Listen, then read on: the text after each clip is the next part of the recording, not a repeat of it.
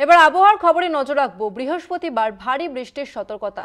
বুধবার দক্ষিণ 24 পরগনা, পূর্ব ও পশ্চিম মেদিনীপুর, ঝাড়গ্রাম, পুরুলিয়া, বাঁকুড়ায় ভারী বৃষ্টির সম্ভাবনা রয়েছে, এমনটাই বলছে হাওয়া অফিস।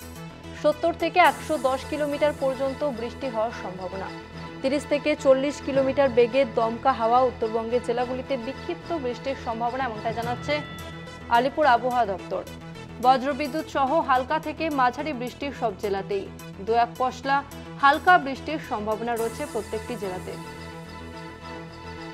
দক্ষিণবঙ্গ এবং উত্তরবঙ্গের ক্ষেত্রে প্রত্যেকটি জেলাতেই হালকা থেকে মাঝারি বৃষ্টির সম্ভাবনা রয়েছে, এমনটাই বলছে আলিপুর আবহাওয়া দপ্তর। অন্যদিকে 30 থেকে 40 কিলোমিটার বেগেও বইতে পারে দমকা হাওয়া।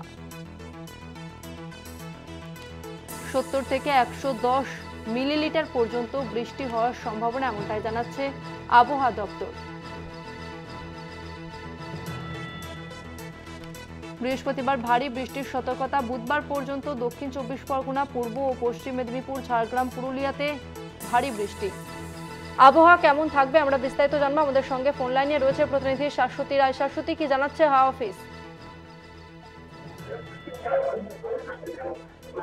দেখো, আমাদের জানানো হচ্ছে যে আজকেও বৃষ্টিপাত জারি থাকবে দক্ষিণ 24 পরগনা, পূর্ব এবং পশ্চিম মেদিনীপুর, বর্ধমান এবং ঝাড়গ্রাম, পুরুলিয়ার জন্য।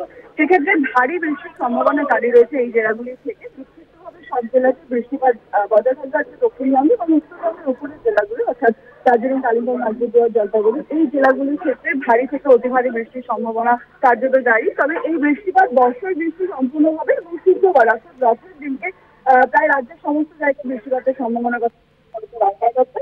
সঙ্গে কোথাও কোথাও 30 থেকে 40 কিলোমিটার বেগে দমকা ঝোড়ো হাওয়া বইতে পারে। ধন্যবাদ তোমাকে শাশ্বতী।